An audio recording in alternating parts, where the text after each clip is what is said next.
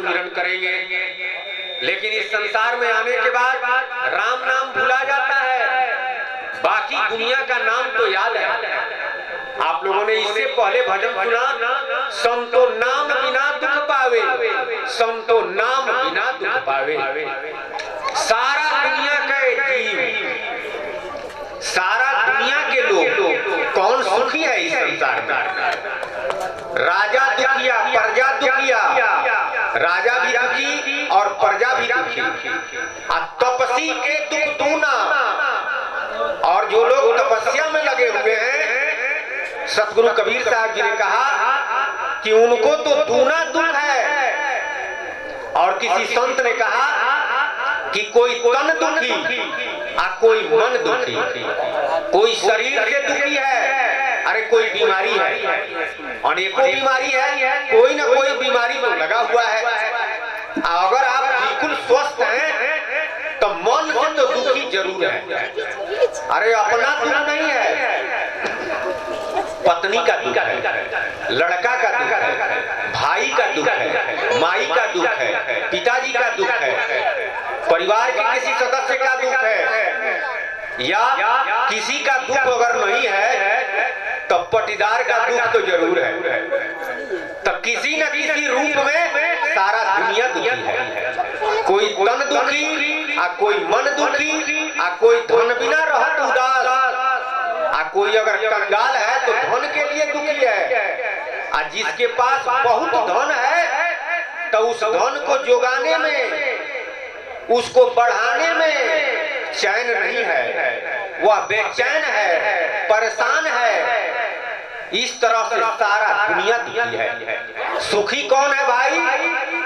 कोई तन दुखी, कोई मन दुखी, आ कोई धन बिना रहत उदास, आ थोड़े थोड़े सब दुखी, सुखी एक राम के दास। अगर इस संसार में कोई सुखी हो सकता है तो वह राम जी का दास ही हो सकता है, अन्यथा दूसरा कोई नहीं हो सकता है। क्योंकि सुख प्रभु के कृपा से ही होता है। हम संसार का लाखों उपाय करें, जितना प्रयास है सब कर ले, लेकिन अगर भगवान की कृपा नहीं हुई तो किसी न किसी तरह से दुख लगा हुआ है, मानसिक शांति मिल ही नहीं सकता है। मानसिक शांति तो वास्तव में आध्यात्मिक ज्ञान से होता है, परमात्मा के प्राप्ति से होती है, अन्यथा दूसरा दुनिया में उपाय नहीं है। लेकिन भगवान के जो काम है, भगवान का जो नाम है, उसको छोड़ करके बाकी उपाय और बाकी जितना साधन है सब हम कर रहे हैं, लेकिन वास्तव में सुख होता नहीं है। कारण है, पहले का कारण है कि हमने वादा भुला दिया। तो वादा हमने किया है राम नाम सुमिरन करने का, लेकिन राम नाम छोड़ करके माया का नाम, ब्रह्म का नाम, कोई ज्ञानी अगर मिलता है तो वो कहेगा कि अरे आप अपना ही नाम जपिए, यानी जीवे का नाम। वास्तव में माया भी भवसागर में है, ब्रह्म भी भवसागर में है, और जीव भी भवसागर में है। यह सब बंधन में है। जो खुद बंधन में है वह बंधन छुड़ाएगा, जो बंधन से मुक्त है वह अनुबंधन छुड़ाएगा। तो यह तीनों तो है बंधन में, तीनों है भवसागर में। वास्तव में भवसागर से पार जो प्रभु है, उनकी अगर दया नहीं होती है तो इस बंधन से छुटकारा नहीं होगा, इस दुख से छुटकारा नहीं होगा। उसी मालिक का नाम है राम। वेद कहता है कि सा विद्या विमुक्तये, विद्या वही है जो मुक्ति दे। तो कौन विद्या मुक्ति देता है? संसार में जो विद्या है उससे मुक्ति नहीं होगा, संसारिक काम होगा। वास्तव में मुक्ति का दाता, मुक्ति दाता सर्वेशां राम एवं न संशय। मुक्ति का दाता राम नाम है, इसमें कोई संशय नहीं है। राम नाम की पढ़ाई, राम नाम की विद्या, संतों ने, सतगुरु महाराज आकर के राम नाम की ही पढ़ाई पढ़ाते हैं कि आपने करार किया है राम नाम सुमिरन करने का। अब इस संसार में आकर आप भुला गए हैं, भुला जाएंगे तो एक दिन डोली कहार जरूर आ जाएगा। बहुत लोग उस डोली कहार से चले गए। दो ही गति है नर जीवन की, बंध मोक्ष को पाता। दो गति है मनुष्य शरीर का, या तो आप मुक्ति को प्राप्त करें या बंधन को प्राप्त करें। अब ये आप लोगों ने सुना कि आया है सो जाएगा, राजा रंक फकीर। चाहे वो राजा हो या रंक हो, राम राम, साधु हो या फकीर हो, सबको एक दिन शरीर छोड़ना है। जो आया है वो जैबे करेगा, लेकिन अंतर क्या है? एक सिंहासन चढ़ चला, एक बंधा जंजीर। एक सिंहासन पर चढ़ करके प्रभु के धाम को जाता है, दूसरा हथकड़ियों में जकड़ करके 84 लाख योनियों में जाता है। यही अंतर है। लेकिन भगवान ने कृपा करके यह मनुष्य शरीर दिया है, हथकड़ियों में जकड़ करके जाने के लिए नहीं, 84 में जाने के लिए नहीं, सदा सर्वदा के लिए मुक्ति प्राप्त करने के लिए। इसलिए इस धरा पर संत सब आकर और संसार के सभी जीवों को चेताते हैं, बताते हैं, उपदेश करते हैं कि भाई आप चेत जाइए, कल्याणकारी मार्ग पर लग जाइए, उस वादा को याद कीजिए जो आपने करार, राम राम, जो आपने करार किया है उस करार को याद कीजिए। अगर नहीं याद करते हैं तो वही गति होगा, उससे कोई बचा नहीं सकता है। किस गति से? अरे नरक से कोई बचाएगा नहीं। ऐसा मौका फिर ना मिली और ना तो कुकुर मिली। सतराम बाबा ने कहा कि कैसा मौका? अरे मनुष्य शरीर जैसा मौका फिर नहीं मिलेगा। यह मनुष्य शरीर बार बार नहीं मिलता है। तरुवर जो पत्ता जरे बहु लागे डार, दुर्लभ मानुष जन्म है देह न बारंबार। जिस तरह से पेड़ से पत्ता गिर जाता है, गिरा हुआ पत्ता पुनः पेड़ में नहीं लगता है, ठीक उसी तरह से उतना दुर्लभ मनुष्य शरीर समझिए एक बार मिला हुआ है। जिस दिन छूट जाएगा उसके बाद कब मिलेगा इसका कोई ठिकाना नहीं है। इसलिए ना ही याद बाटे गर्भ के करार तुहरा, एक दिन आई गई है डोलिया कहार तुहरा। नैहर से गोरी मेला में आईलू आ ससुरा के गांव भुलाई। लड़की का जहाँ जन्म होता है वो नैहर है, तो इस शरीरवा का जन्म तो आप जानते हैं, लेकिन वास्तव में इस शरीर में रहने वाले आप हैं, आप शरीर नहीं हैं। कबीर साहब जी, तुलसीदास जी, रैदास जी, नानक देव जी, दरिया साहब, पूर्व में जितने संत सब आए, आजाद भारत में नहीं आए, स्वतंत्र देश में नहीं आए। देश परतंत्र था, गुलाम था। आप कहेंगे कि उस समय तो अंग्रेजों का राज नहीं था। अरे प्रजातंत्र तो नहीं था। प्रजातंत्र में वाणी की स्वतंत्रता रहती है, विचार की स्वतंत्रता रहती है, लेकिन राजतंत्र में भक्ति समझिए धर्म रोजे के अधीन रहता है। राजा जिस धर्म को मानता है, जिस मत को मानता है, जिस इष्ट को मानता है, प्रजा को भी बाध्य होकर के वही मानना पड़ता है। विचार की स्वतंत्रता नहीं रहती है। उस समय संतों का आगमन हुआ, अब वे लोग उस प्रभु के बारे में कहे, लेकिन कहने में बड़ा कष्ट हुआ। सांच बात बड़ा कड़वा होता है। सांच कहे जग मारन धावे, झूठ कहा न जाई। साहब जी ने कहा, कबीर साहब जी ने, कि सांच कहते हैं तो लोग मारने के लिए दौड़ते हैं, आज झूठ कहा नहीं जाएगा तो अब क्या होगा? आज झूठ कहेंगे तो उसी पर चलेगा तो कल्याण नहीं होगा। एक महात्मा थे रहीम जी, उन्होंने कहा कि सांच कहे अति कष्ट है, सांच कहने में बड़ा कष्ट है। सांच कहे जग मारन धावे, सांच कहते हैं तो संसार के लोग मारने के लिए दौड़ते हैं। सांच कहे जग मारन धावे, आज झूठे राम रिसावे। आज झूठ कहेंगे तो रामे जी रिसाएंगे, तो अब करे क्या? अब रहीम संकट तो काम आ सांच कहे जग मारिया आ झूठे मरिया राम। अब तो संकटे पड़ गया, अब हम क्या करें। एक और संत थे तुलसी साहब, हथरस वाले, घट रामायण लिखे हुए। आ तुलसीदास जी रामचरितमानस की रचना की है। तो तुलसी साहब ने कहा कि सांच कहने में इतना कष्ट है, सांच कहे अति कष्ट है, आज झूठ कहे जग नष्ट। सांच कहते हैं तो लोग मारते हैं, आज झूठ कहेंगे तो उसी पर चलेगा, नष्ट होगा। यही भांति संत जन कह न सके अस्पष्ट, अस्पष्ट लोग कह नहीं पाए। आम जनता समझ नहीं पाई। संतों की जो रचना है उसका अर्थ सब लोग नहीं लगा सकते हैं। विद्वान लोग लगाते हैं लेकिन अनर्थ हो जाता है। ज्ञानी अर्थ लगाओ ही आ अनर्थ होता जाए। आ कह कबीर अर्थे अर्थी खाए, अर्थ लगाने वाले को वो अर्थ में खा जाता है। वास्तव में संत का जो पद है उसका अर्थ कोई संते लगा सकता है। अब विद्वान लोग जो लिखे हैं उसका अर्थ तो विद्वान लोग लगाएंगे। आज संगीत 3 गो विषय है, संगीत, सत्संग और साहित्य। तीनों अपने अपने जगह पर है। आज तीनों का जो मर्म जानने वाले विद्वान हैं वो लोग अपने अपने जगह पर है।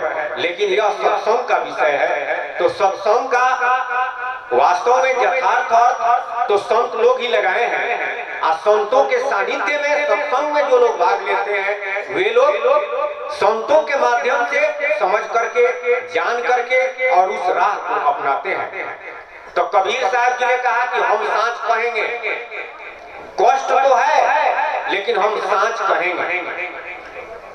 उस तरह से कहेंगे कि मारने वाले को समझ में नहीं आएगा, और जिसको समझ में आएगा वो मारेगा, वह तो दुलारेगा, पैरे पर गिरेगा। तो कबीर साहब जी ने अमृत वाणी में कहा, उन्होंने कहा कि रुई डूबे आ सील उतराए आ कूद कूद के मछली बगुलवे के खाए, तरबली गगरी ऊपर पनिहारी आ लड़का के गोद में खेलेली महतारी, बुझेला कोई बुझले अमृत बानी। रुई डूबे सील उतराए। अब लोग कहे कि तो उल्टा है, ये जितना आप कह रहे हैं ये सब उल्टा है। कबीर साहब कहे कि नहीं, संत कहे सब उल्टा सुल्टा आ लोग बुझे सब उल्टा उल्टा। संतों ने तो विशेष तरह से सीधा कहा लेकिन लोगों को उल्टा बुझाया। भगवान श्री कृष्ण ने कहा कि संसार में ऐसा पेड़ है जिसका जड़ ऊपर है आ पुलई नीचे है। पेड़वे उल्टा। आपका हमारा शरीर हम खड़ा है, जड़ कौन है? नीचे वाला पैरवा। आप पैरवा सौर ई है उल्टा।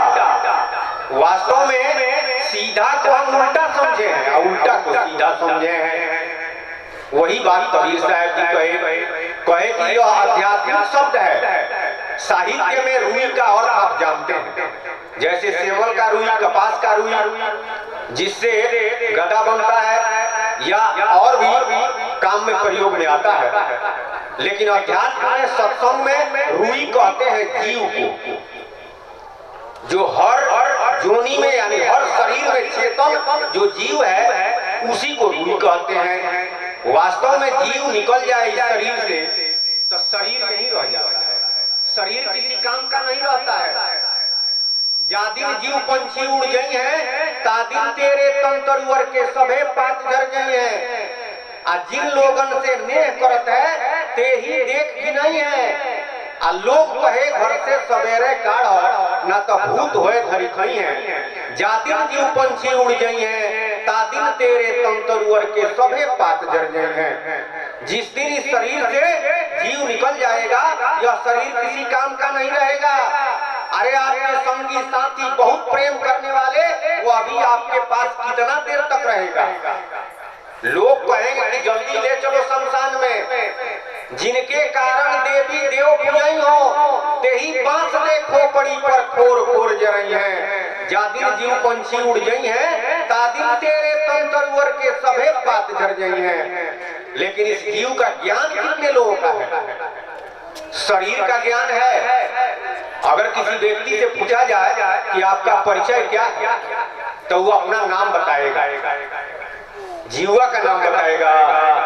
जैसे हमसे कोई पूछता है कि आपका नाम क्या है, तो हम कहते हैं कि हमारा नाम संजय है। तो संजय इस शरीर का नाम है कि शरीर में जो चेतन रहने वाला है उसका नाम है? वास्तव में जो चेतन है वही हम हैं। लोग कहते हैं कि फलाना व्यक्ति मर गए, बहुत अच्छे थे, उस स्वर्ग में गए हुए, देहिया तो नहीं रह गया, स्वर्ग में गया कौन? फलाना व्यक्ति बहुत खराब था, उस नरक में गया हो। शरीरिया तो यही रह गया, नरक में कौन गया? वही तो आप हैं। तो उसका नाम क्या है? उसका घर कहाँ है?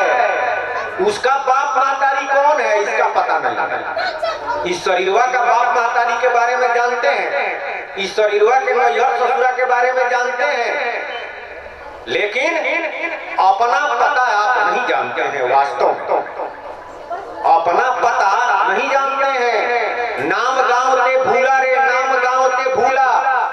नाम भी भूला गया और गांव भी भूला गया, तो पहुंचेगा? नहीं पहुंचेगा। जब नाम गांव जानेगा तो भी पहुंचेगा। तो ये तो भुलाया हुआ है। और वास्तव में यह संसार है मेला। जग 2 दिन का मेला, फिर चला चली का खेला। ये मेला में आकर के सारा जीव भुला गया। किसमें भुला गया? भुलावना घर में। जो नहीं भुलावन जग है मेला, इस शरीरवा भुलावना घर है। आई संसार जो है मेला है, भांति भांति तरह का घर है।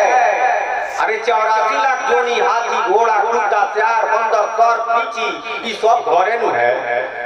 इसी घर में रहने वाले हम हैं, आप हैं, इसी में बुलाए हुए हैं। इससे निकल नहीं पाते हैं। इससे अगर निकलना चाहते हैं तो इस संसार का मेला भुला देता है।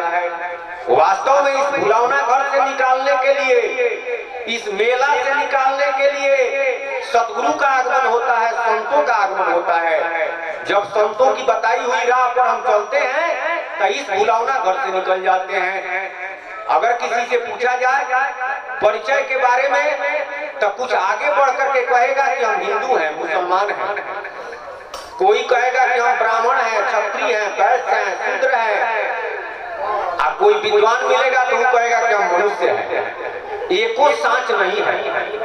कबीर साहब जी ने कहा कि सांच बराबर तप नहीं, और झूठ बराबर पाप। और जाके हृदय सांच है, ताके हृदय आप। सांच के बराबर तपस्या नहीं है, और झूठ के बराबर पाप भी नहीं है। सांच है क्या, ये जानते नहीं है। झूठ क्या है, यह भी नहीं जानते हैं। इसीलिए संतों ने कहा कि यह दुनिया पागल खाना, कोई बूझत संत सुजाना। अंधा गुरु अंधा चेला, न जाने कथे जग खेला। है नहीं पिंड ब्रह्मांडे ज्ञाना, ये दुनिया पागल खाना, कोई बूझत संत सुजाना। कोई हंसता है, कोई रोता, कोई जगता है, कोई सोता, नहीं खबर मौत नियराना। ये दुनिया पागल खाना, कोई बूझत संत सुजाना।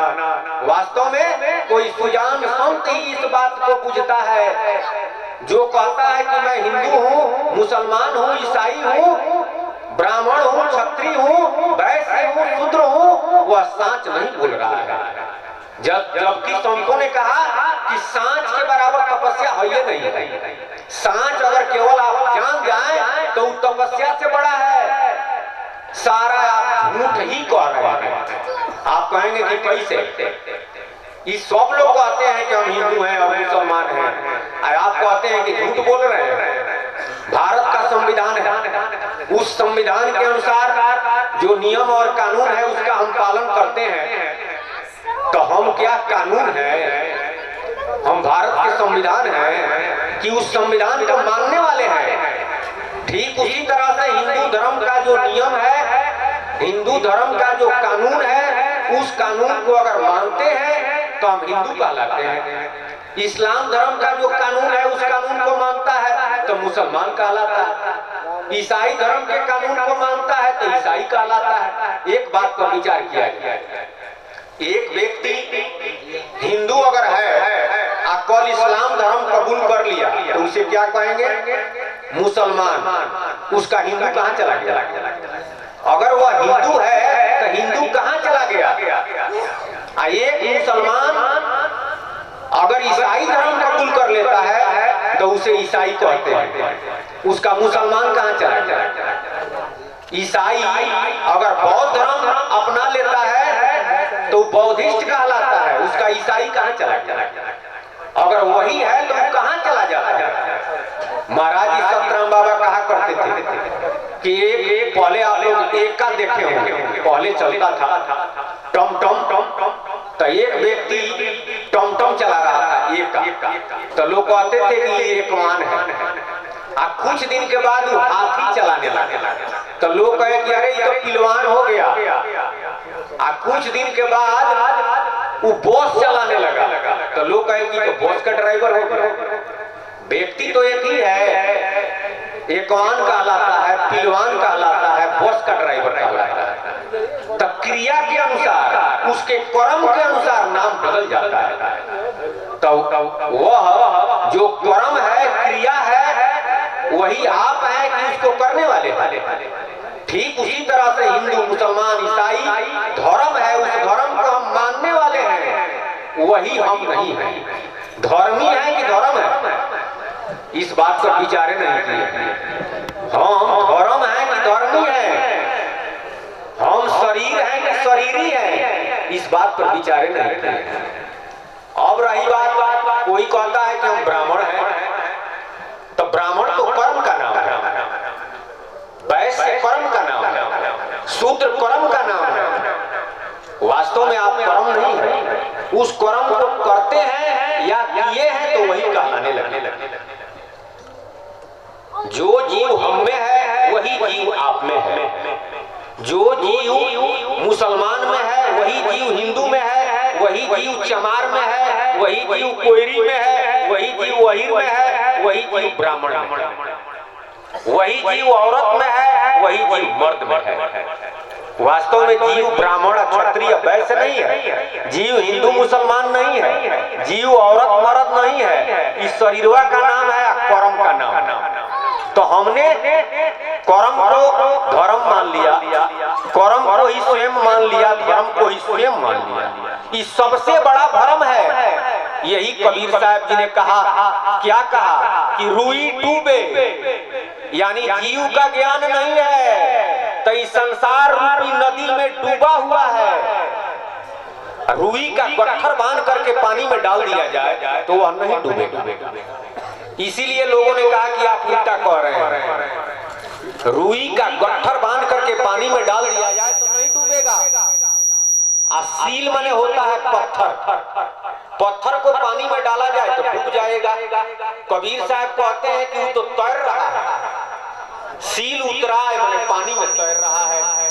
तो सत्संग में सील कहते हैं, सत्संग में सील कहते हैं शरीर को। शरीर में दिखाई देता है 84 लाख जोनी का शरीर, चाहे मनुष्य शरीर, इस शरीर में दिखाई देता है। इस शरीर में रहने वाला जो चेतन जीव है, जिसके निकल जाने के बाद सारा धर्म और कर्म यही रह जाता है, सारा जाति यही रह जाता है, शरीर भी यही रह जाता है, नाता गोता सब यही रह जाता है। वह तो दिखाई नहीं दे रहा है। इसलिए संसार रूपी नदी में साहब जी ने कहा कि जीव रूपी रुई डूबा हुआ है और शरीर रूपी सील तैर रहा है। तो अब लोग कहे कि ये तो सीधे है। कबीर साहब जी कहे कि समझाया जाएगा तब लोग, लेकिन राजतंत्र है, राजतंत्र में इस तरह से माइक लगा के अब मंच लगा के लोग प्रवचन नहीं करते थे, क्योंकि सांच बात कहने में बड़ा हरकत था। अरे राजा लोग आध्यात्मिक बात समझने वाले थे, संतों की बात समझने वाले थे, वो लोग तो जातीय धर्म में अजुराए थे, उसी में अजुराने वाला अजुरा दिया। और राजा लोगों के जो गुरु वो लोग तो और फंसाए थे। तो संत लोग अगर सांच बात कहते थे तो राजा से कह करके वो लोग दंड दिलवाते थे। इसलिए संत लोग अमृत वाणी में कहे, आम जनता इस बात को नहीं समझी। तो अब लोगों ने कहा अरे साहब जी के नजदीक रहने वाले वे लोग कहे कि ये तो समझ में आ गया कि रुई डूबे सिल उतरा और कूद के मछली बगुलवे के खाए। अरे हम लोग देखे हैं कि बगुला खाता है मछली को, आप कहते हैं कि मछलियां खा रही है बगुला को, तो ये उल्टा नहीं है। कबीर साहब जी ने कहा कि बगुला अगर मर गया और नदी में दौड़ रहा हो तो मछली नहीं खाएगी। बगुला मर नदी दहाए तो कूद के मछली बगुलवे के खाए। बगुला अगर मर गया है या नदी में दौड़ रहा है तो मछली खाएगी। अरे मन मछली को कहा कबीरा, अब बुद्धि बगुला जानो धीरा। अध्यात्म में मन को बगुला कहा जाता है, मन को मछली कहा जाता है, अब बुद्धि को बगुला कहा जाता है। तो जिसका बुद्धि रूपी बगुला मर गया है उसको मन रूपी मछली खरीदे करेगी। मन का काम है विषय में ले जाना, मन का काम है संसारिक काम में ले जाना, मन भगवान के नाम में नहीं लगता है। मन अध्यात्म की तरफ नहीं जाना चाहता है, मन को विषय करना चाहता है। तो अगर जिसका बुद्धि निर्णायक है वो मन को बस में करके प्रभु के नाम में लगाएगा। लेकिन जिसका मन बुद्धि मर गया है, मन रूपी मछली खा जाएगी, यानी 84 लाख जोनी में ले जाएगी। संसार के विषय में नाना तरह का दुखी भोगवाएगा। तो अब लोग कहे कि तो सीधे है। तो अब साहब जी ने कहा कि तोरा भैली गगरी ऊपर पनिहारी और लड़का के गोद में खेले ली माता। तो अब लोग कहे कि ये तो बिल्कुल उल्टा। अरे पनिहारी पहले पानी भरने वाली औरत सर पर गगरी रख करके जाती थी पानी भरने के लिए कुआं पर। तो सर के ऊपर गगरी है, आप कहते हैं कि कर भाई गगरी नीचे है ऊपर पनिहारी है। साहब जी कहे कि जात एक देखी मैं नारी, जात एक देखी मैं पनिहारी, अब तर भाई गगरी तो ऊपर पनिहारी। अरे जब वह इनार पर कुआं के जगत पर जाती है तो उस घड़ा में रस्सी बांध करके आ कुआं के अंदर घड़ा को डाल देती है। तो जगत के ऊपर पनिहारी है, आ घड़ा नीचे हो गया, तोरा भैली गगरी नीचे हो गया, अब पनिहारी ऊपर हो गई। तो अब लोग कहे कि लड़का के गोद में खेलेली महतारी। अरे बच्चा महतारी के गोद में रहता है, आप कहते हैं कि बच्चा के गोद में महतारी है। ये तो निश्चित रूप से उल्टा है। साहब जी ने कहा कि आगे आगे राम चलत है, पीछे लक्ष्मण भाई, अताह बीच सिया सुंदरी शोभा बरनी न जाई। वहाँ पंचवटी के वन में, यहाँ 5 तत्व के तन में, उभय बीच सिया सोहत कैसी, पंचवटी के वन में ब्रह्म जीव बीच माया जैसी, 5 तत्व के तन में बड़ो रंग समझन में, धरु भाई राम रतन धन मन में बड़ो रंग समझन में। वहाँ पंचवटी के वन में, यहाँ 5 तत्व के तन में। तो आगे आगे राम जी जा रहे हैं, अब पीछे पीछे लक्ष्मण जी, अब बीच में सीता जी, ब्रह्म रूपी राम आगे आगे, जीव रूपी लक्ष्मण पीछे, सीता रूपी माता, माया रूपी माता बीच में चल रही है। अगर पीछे से कोई वार करता है जीव रूपी लक्ष्मण पर तो किसको पकड़ेगा? ब्रह्म रूपी राम को, माया रूपी माता को। वास्तव में इस संसार का सारा जीव माया रूपी माता को पकड़ा हुआ है। अरे गो गोचर जब लगी मन जाई, सो सब माया जानहु भाई। इस आंख से हम जितना वस्तु देख रहे हैं, यहाँ तक कि चंद्रमा सूरज जितना देख रहे हैं सब माया है। जहाँ तक मन जाता है सब माया है। माया हमको नहीं पकड़ी है, हम माया को पकड़े हुए हैं, हम इस संसार को पकड़े हुए हैं। तो माया रूपी माता रही है, लेकिन लोगों को उल्टा बुझा रहा है। ब्रह्म रूपी राम आगे आगे, जीव रूपी लक्ष्मण पीछे पीछे, और माया रूपी माता बीच में। जीव रूपी लक्ष्मण पूरा जीवन चलते रह जाएंगे, ब्रह्म रूपी राम के आगे, ब्रह्म रूपी राम के सम्मुख हो ये नहीं सकते हैं। गोसाई जी ने कहा, सन्मुख होई जीव मोहि जबहि, जन्म कोटि अगनाश ही तबहि। जीव जब, भगवान ने कहा कि जीव जब हमारे सम्मुख हो जाता है तो करोड़ों जन्म के अग को, पाप को मैं नाश कर देता हूँ, लेकिन ये हमारे सामने हुई भी नहीं करेगा। ये तो माया के पीछे पीछे चल रहा है। जीव रूपी लक्ष्मण पूरा जीवन माया रूपी माता के पीछे पीछे चलते रहेंगे। संसार गोल है, पृथ्वी गोल है, सूर्य गोल है, चंद्रमा गोल है, अरे ईश्वरों गोले है। लेकिन महाराज जी कहे कि वैज्ञानिक लोग रहते तो हम साबित कर देते। शिकागो में विवेकानंद जी इसी बात पर बोले, शून्य पर सब राउंडे है, तो ये मान लिया जाए इनार का जगत, यह संसार गोल है, पृथ्वी गोल है, ये इनार का जगत गोल रहता है। आगे आगे राम जी चल रहे हैं, आप पीछे पीछे लक्ष्मण जी चल रहे हैं, आप बीच में सीता जी चल रही है। पूरे जीवन लक्ष्मण जी चलते रह जाएंगे, राम जी के सामने कभी होंगे नहीं होंगे। पलटू दास ने कहा कि पलटू पलटू क्या कहे, पलट के पलटू हो। अगर जीव रूपी लक्ष्मण वहीं पर पलट जाते हैं तो इधर से ब्रह्म रूपी राम और इधर से जीव रूपी लक्ष्मण सम्मुख हो गए कि नहीं, तो करोड़ों जन्म का अघ का नाश हो जाएगा। लेकिन यह माया का पीछा छोड़ता नहीं है, यानी संसार को छोड़ता नहीं है। संसार ही इसके गोद में, माया ही इसके गोद में खेल रही है। आई समझता है कि हमको माया पकड़ी है, अरे माया को तुम स्वयं पकड़े हो, माया आपको नहीं पकड़ी है, आप स्वयं उसको समझिए कि अखबारी में पकड़े हुए हैं। यदि करके यह मिथ्या है, यदि करके यह झूठा है। गोसाई जी ने कहा कि जड़ चेतन ग्रंथि पड़ गई, यद्यपि मिथ्या छूटत कठिन। यदि करके यह मिथ्या है, लेकिन छूटने में बड़ी कठिनाई है। इसी को छुड़ाने के लिए संतों का आगमन होता है। इस भेद को बतलाते हैं कि जानो तुम कौन हो, मैं हूं कौन, कहां से आया, क्यों आया, कहां जाना है। अरे आप कौन हैं, आप शरीर हैं कि जाति है कि धर्म है कि राम राम कि इससे परे हैं आप जानिए। तो अपने बारे में जानेंगे तो हम अपने मालिक के बारे में जानेंगे। पहले तो हम अपने ही बारे में नहीं जानते हैं, तो अपने मालिक के बारे में कैसे जानेंगे। हम जानते हैं माया के बारे में, तो माया का जो मालिक है उसके बारे में जानेंगे।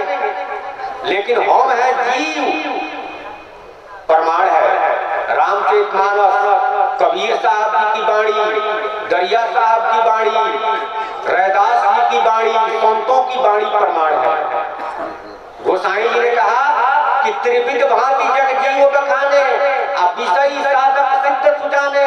और दरिया साहब ने कहा कि जीव जीव जीव सब है, उलट पलट और सागर पकड़। और कबीर साहब जी ने तो स्पष्ट कर दिया, जीव बिना नहीं आत्मा, जीव बिना नहीं ब्रह्म, और जीव बिना शिव नहीं, जीव बिना सब।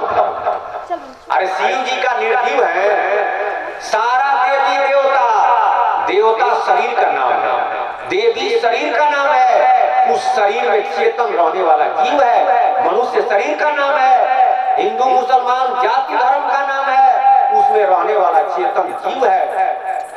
इसीलिए कबीर साहब जी ने कहा कि सांच है, लेकिन सांच कहते हैं तो लोग झगड़ा करते हैं।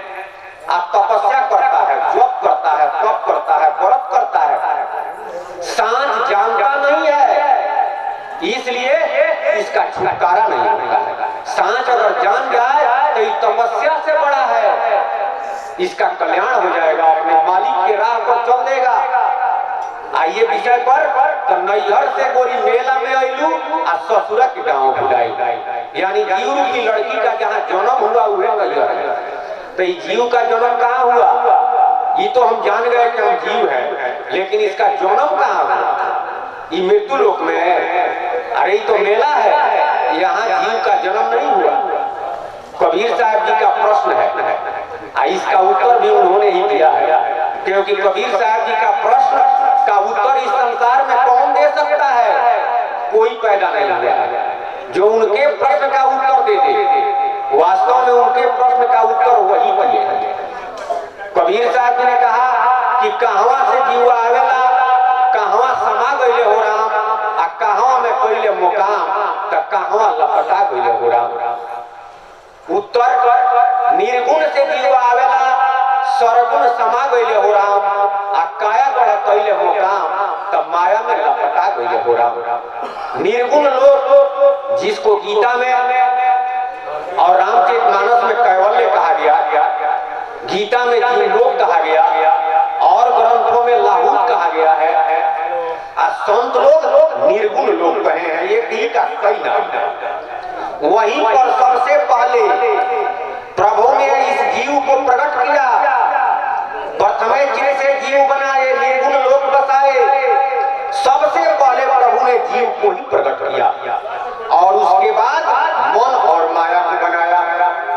पार ब्रह्म सतराम जी पहले जीव को प्रकट किए और उसके बाद भगवान को प्रकट किए, आदि शक्ति को प्रकट किए। परमात्मा जो है भवसागर से पार है, वो अवतार नहीं लेते हैं। जो अवतार होता है उस प्रभु की शक्ति, पावर, निर्गुण रूप से सर्वगुण रूप से इस संसार में आकर के संसार का काम करता है। वह प्रभु आते नहीं है, वही प्रभु जीव को प्रकट किए। तब प्रथमे चिर से जीव बनाए, तो जीव उपकरणहीन था, अचेत अवस्था में पड़ा हुआ था। परमात्मा की तरफ से सूरत मिला और शब्द मिला कि इस शब्द में सूरत करके तुम हमारे पास चले आओ। उसी समय